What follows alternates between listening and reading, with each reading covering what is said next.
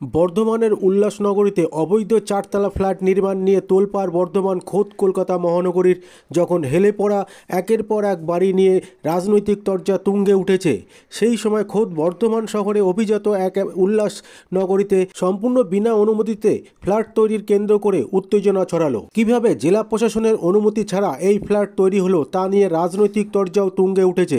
উল্লাসনগরীতে সন্নিহিত যোতরাম এলাকার বাসিন্দা গৌরাঙ্গ মিত্র জানিয়েছেন, এই ফ্ল্যাট তৈরি করেছেন নিজামুদ্দিন শেখ। তিনি কোনো রকম পারমিশন প্ল্যান ছাড়াই এই ফ্ল্যাট তৈরি করেছেন। তিনি তা আটকাতে চাইছেন। কারণ হিসেবে তিনি জানিয়েছেন, যোতরাম মৌজায় তার একটি জায়গা দখল করে নিয়েছে নিজামুদ্দিন বাবু। আসুন দেখে নেব সেই চিত্র। আপনারা দেখছেন নিউজ নদিয়া এক্সপ্রেস। চ্যানেলটিকে সাবস্ক্রাইব, লাইক, শেয়ার এবং ফেসবুক পেজটি ফলো করুন। আর দেখুন নিউজ নদিয়া এক্সপ্রেস।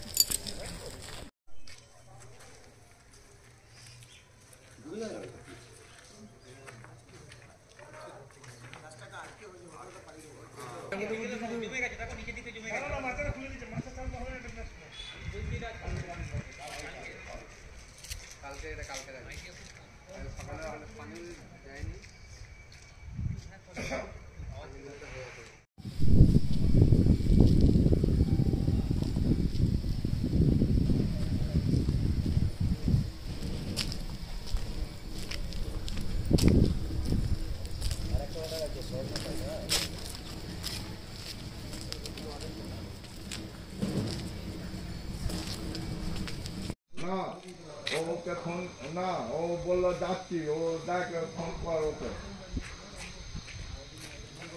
তাড়াতাড়ি।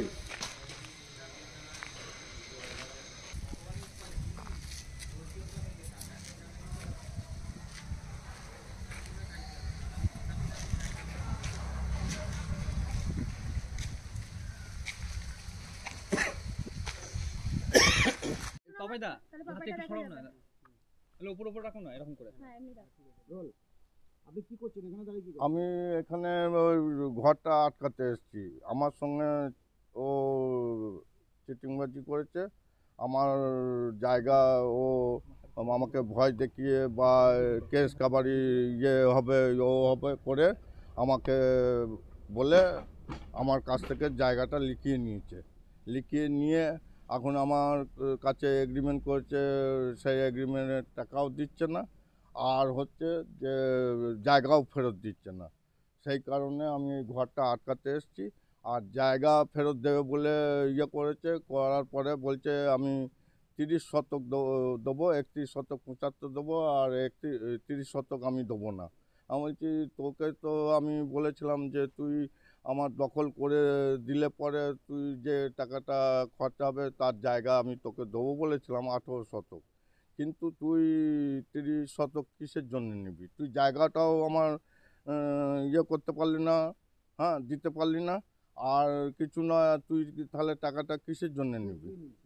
নিজাম উদ্দিন শেখ। আমার জায়গা যোতরাম মৌজা। হ্যাঁ প্রতারণা করেছে আমার সঙ্গে। হ্যাঁ এই ফ্ল্যাটটা অবৈধ, ওর কোনো নেই, প্ল্যান কিছু নেই, বা সাইডে জায়গাও ছাড়া নেই, কিচ্ছু নেই। আমার নাম হচ্ছে গৌরাঙ্গ মিত্র। আপনার এই জায়গাটা? না, আমার জায়গা যোতরাম মৌজায় আছে, ও নিয়ে রেখে দিয়েছে 100 শতক 75। ওর ভিডিওটা করে লোকটা বলি এবং আপনার যে শরণার হচ্ছে অবৈধ শরণার পেছনে ফ্ল্যাট। হ্যাঁ এবং উল্লাসনগরীতে এখানে বর্ধমান ডেভেলপমেন্ট অথরিটি থেকে তাদের নোটিশ করা হয়েছে, অর্ডার করা হয়েছে, ঠিক আছে। তারপরেও কিন্তু প্রবলেমের ঘর চলছে, উইদাউট প্ল্যান, কোনো প্ল্যান নেই। কন্ডিশন আগে 4 তলা বিল্ডিং হয়ে গেল, কাজ বন্ধ করার অর্ডার আছে, তাও কিন্তু কাজ বন্ধ করেন। ঠিক আছে। অর্ডার দেখাতে হবে আপনাদের না, আমরা পেয়েছি এবং আমরা স্টার্ট করবো। 8টা দপ্তরে আপনারা পাঠিয়েছেন, ঠিক আছে। 3 স্টার বলবো উল্লাসনগরীতে এবং আপনার সরনা যে হসপিটাল তার পিছনে যে ফ্ল্যাট হচ্ছে অবৈধ ফ্ল্যাট, যেখানে বর্ধমান ডেভেলপমেন্ট অথরিটি নোটিশ করেছেন বন্ধর জন্য এবং দেখা করেছেন। তারপরেও দেখা যাচ্ছে রমরমিয়ে কাজ চলছে, প্রশাসনের নামে কী বলবেন? উল্লাসে যে ফ্ল্যাট বা কমপ্লেক্স যেটা রয়েছে টোটালটাই কিন্তু জেলা পরিষদের আন্ডারে। পারমিশন হলে ওদের কাছ থেকেই পারমিশনটা নিতে হয়, কিন্তু আমরা যখন জানতে পেরেছি আমাদের কাছে চিঠি করা হয়েছিল, তো পাবলিকলি যেটা করা হয়েছিল তার ভিত্তিতে আমরা কিন্তু নোটিশ করেছি এবং সর্বত্র আমরা নোটিশ পাঠিয়েছি বন্ধ করার জন্য।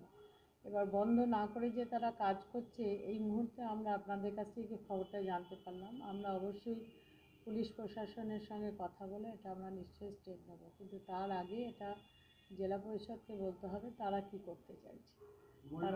মোল্লা নিজামুদ্দিন নামে যিনি আছেন, কনস্ট্রাকশন যিনি করছেন, তিনি বলছেন যে আমার 2তলাটা প্ল্যান নেই, নিজে স্বীকার করি যে আমার 2তলা প্ল্যান নেই, প্রয়োজন হলে আমি ভেঙে দেবো। কী বলবো? প্রয়োজন হলে ভেঙে দেবো, কিন্তু প্রথম যখন করে তখন কিন্তু জেলা পরিষদের খবরটা পেয়েছিল, তারা স্টেপ নেয়নি কেন জানি না, কিন্তু আমাদের কাছে লিখিত চিঠি আসার পর আমি কিন্তু ওই যখন জেলা পরিষদের খবরটা এসেছিলো তখন একটু মোটামুটি শুনেছিলাম যে উনি এরকম ধরনের 70,000 ইট একসঙ্গে নামিয়ে ওখানে একটা করতে চলেছেন।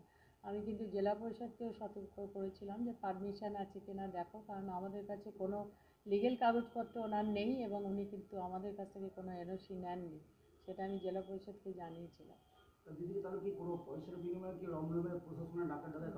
এই ধরনের কথা তো বলতে পারবো না, আমি নিজে যেহেতু চোখে দেখিনি এই মন্তব্য আমি করতে পারি না, কিন্তু আমি এটা চাইবো যে যেরকম ইনলিগেলভাবে ওই নিজামুদ্দিন কাজটা করছে, উনি আমাদের কাছেও এসেছিলেন এবং অনেক মিথ্যা সাজিয়ে জিনিসগুলোকে করার চেষ্টা করেছিলেন। তা সেই ক্ষেত্রে আমি কিন্তু ওনার সঙ্গে পরবর্তীকালে দেখা করা এবং আমি অফিসকেও বলেও দিয়েছিলাম যে যেটা ইনলিগেল সে কাজ আমরা কখনোই করতে যাব না। আমরা কিন্তু ওনাকে কোনো পারমিশন দিইনি, যার ফলে উনি জেলা পরিষদে গিয়েছিলেন এবং জেলা পরিষদে গিয়ে উনিও বোধহয় সুরাহা পাননি মনে হয়। ওনার ওখানে যখন 70,000 ইট নেমেছিল, আমি ওখানকার লোকালের কোনো ছেলে মারফতে একটু জানতে পেরেছিলাম যে উনি নাকি 70,000 ইট নামিয়েছেন। আমি তখন কিন্তু জেলা পরিষদকে সতর্ক করেছি যে এটা তোমরা একটু হস্তক্ষেপ করো, কারণ জিনিসটা যেটা হতে চলেছে ভালো কিছু হবে না। তো এই জেলা পরিষদকে সতর্ক করার পর কীভাবে এটা তো আমি বুঝতে পারছি না। আমি ওদের জাস্ট দেখা হওয়ার পর আমি কিন্তু সভাধিপতি এবং সহসভাধিপতি দুজনকেই বলেছিলাম, একদিন মিঠুকেও বললাম যে এরকম একটা ঘটনা ঘটতে চলেছে, তোমরা একটু দেখো কেন হয়নি জানি না। এরপরে আমাদের যেটা নেবার আমরা সেটা নেবো, যে আমি অন্তত পুলিশ প্রশাসনকে আমি এসপি সাহেবের সঙ্গে কথা বলে যাতে এটা একেবারে স্টপ করা শুধু নয় ভাঙার অর্ডারটা হয় তার ব্যবস্থাই করব। আগামী দিনে কি মনে হচ্ছে ভাঙা হবে? এই ধরনের জিনিস তো ভাঙা হওয়াই উচিত, কিন্তু কোন হাত মাথায় আছে তো বলতে পারছি না, সেটা নিশ্চয়ই এনকোয়ারি করব, আমি অন্তত করব, কারণ এই ধরনের জিনিস কিন্তু আমি মুখ্যমন্ত্রীর নির্দেশ বারবার বলছেন সরকারি ফান্ডে টাকা দরকার আছে, যেহেতু মুখ্যমন্ত্রী উন্নয়ন করে আছেন সেখানে দেখা যাচ্ছে প্রশাসনের নাকের ডগা রমরমে বেআইনি বাড়ি হয়ে যাচ্ছে। একেবারে এটা তো অবশ্যই আমি কাম্য নয়, এটা আমি যতটা সম্ভব আমি এসপি সাহেবের সঙ্গে কথা বলে এটা স্টেপ আর বোনটা আনিনি ও প্যাকেটে ঠিক আছে, এটা থেকে নিলে কবে এটা থেকে নিয়ে নাও, ধরো কবে এটা ধরো আমি এটা থেকে নিই, চল রেডি রোল। স্যার উল্লাসনগরীতে একটা বেআইনি নির্মাণ তৈরি হচ্ছে, যেখানে বর্ধমান ডেভেলপমেন্ট অথরিটি নোটিশ পাঠানো হয়েছে, স্টে অর্ডার করা হয়েছে, তার সত্ত্বেও দেখা যাচ্ছে সেই ঘরটি তৈরি হচ্ছে, কি বলবো?